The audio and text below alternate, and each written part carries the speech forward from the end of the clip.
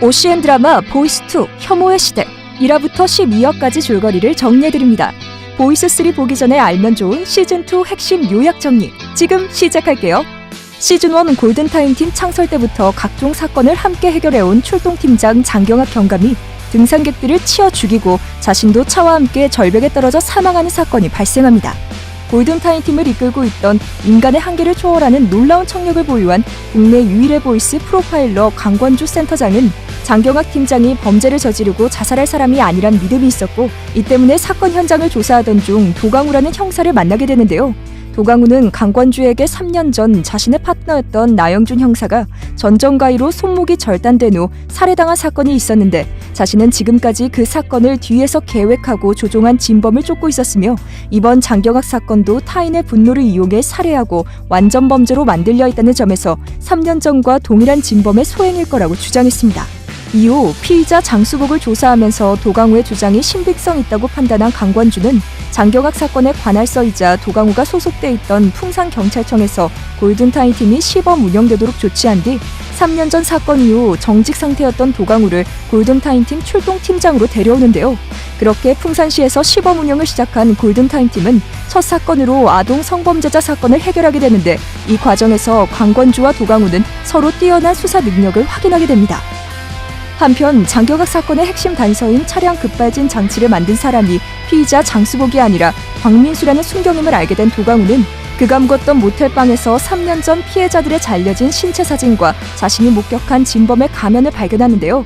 이에 도강우와 강권주는 그를 진범이라고 확신하게 되지만 밀항중 발각돼 풍산해경청으로 잡혀온 광민수는 돈 때문에 의뢰를 받고 만들어준 것이란 말만 남긴 채 그곳에서 진범에게 살해당하게 됩니다. 사실 이 모든 사건의 진범은 UDT 출신 현직 해경이자 천재형 사이코패스였던 방재수란 남자였는데요.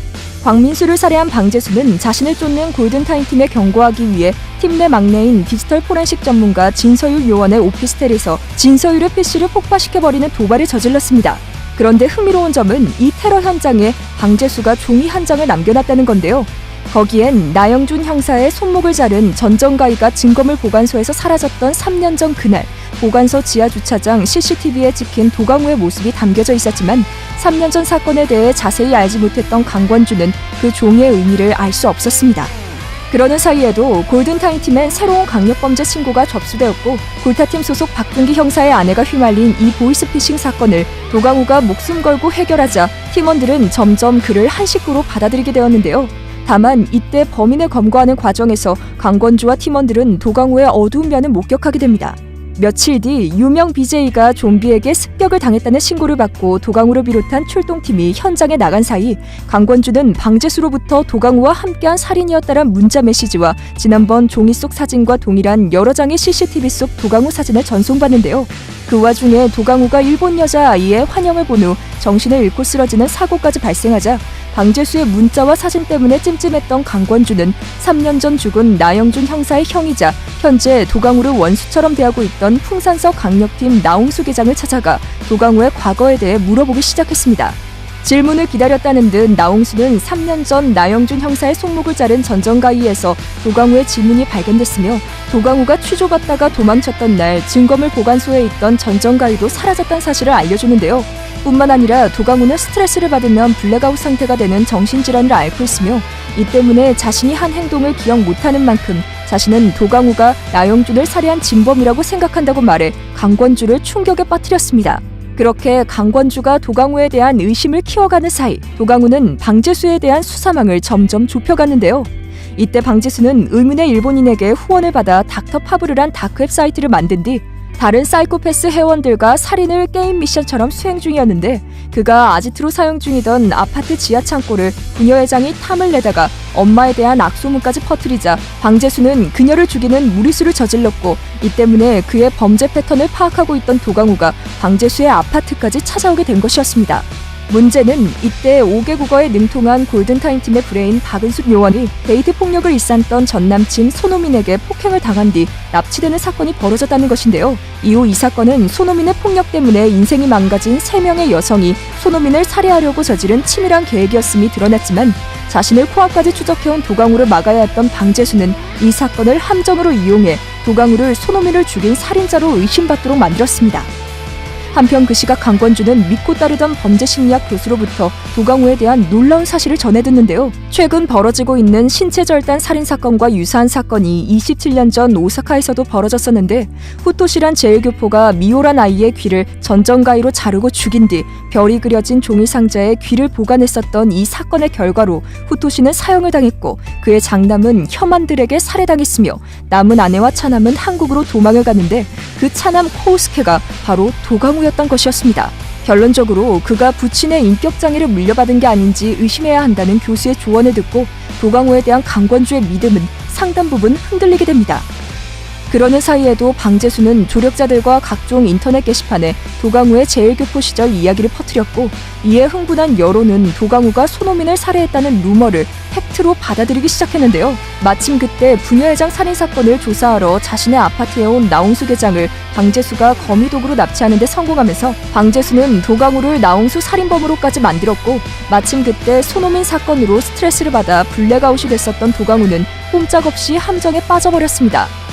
이제 도망자 신세가 된 도강우는 어렵게 강권주를 만나 자신의 결백을 주장했고, 결국 그를 믿은 강권주는 도강우의 오피스텔에 설치된 CCTV를 통해 그를 수배자로 만든 핏자국이 조작되었다는 사실과 진범이 그동안 경찰의 양방향 무전기를 해킹하여 도청기로 사용하고 있었음을 밝혀내는데요.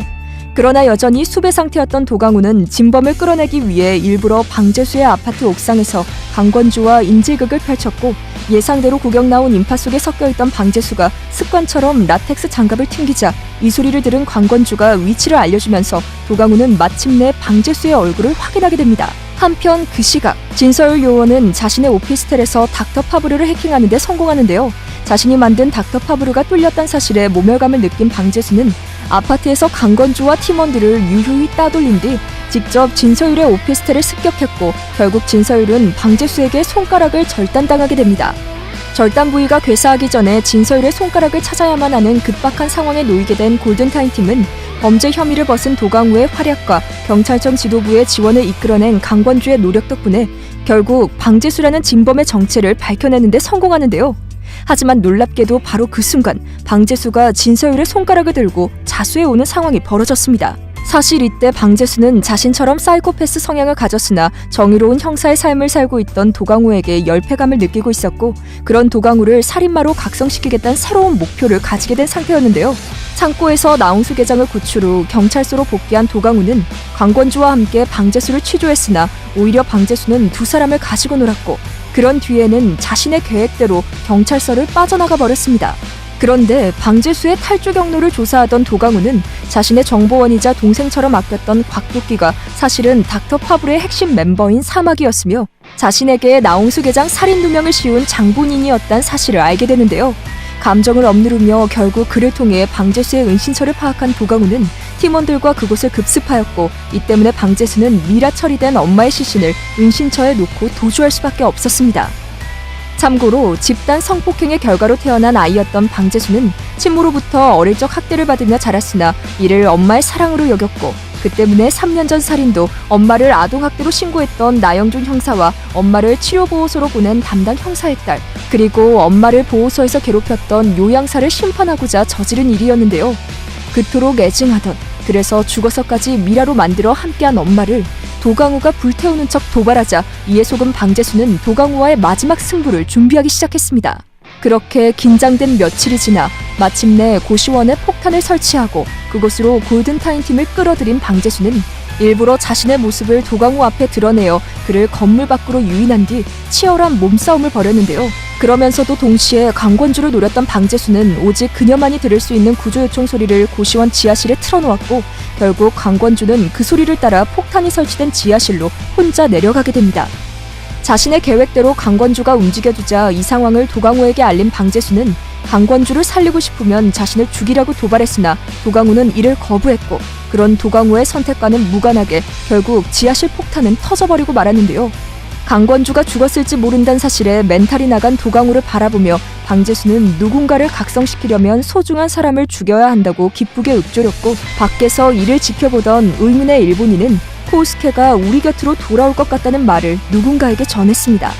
이처럼 역대급 충격 엔딩으로 시청자들을 밤잠 설치게 만들었던 국민 장르 드라마 보이스2가 보이스3로 돌아왔는데요. 닥터 파브르디의 더 큰 배우는 누구이며 일본인들과는 어떤 관계인지, 그리고 방재수가 가지고 있던 27년 전 죽은 미호의 길을 둘러싼 진실은 무엇이며 도강우의 블랙아웃과는 어떤 관계인지, 마지막으로 청력에 이상이 생긴 듯 보이는 보이스 프로파일러 강건주와 달라진 모습으로 돌아온 도강우 형사, 이들에게 그동안 무슨 일이 있었던 건지, 이 모든 떡밥과 궁금증을 해소해줄 OCN 오리지널 드라마 보이스3의 첫 방은 2019년 5월 11일입니다.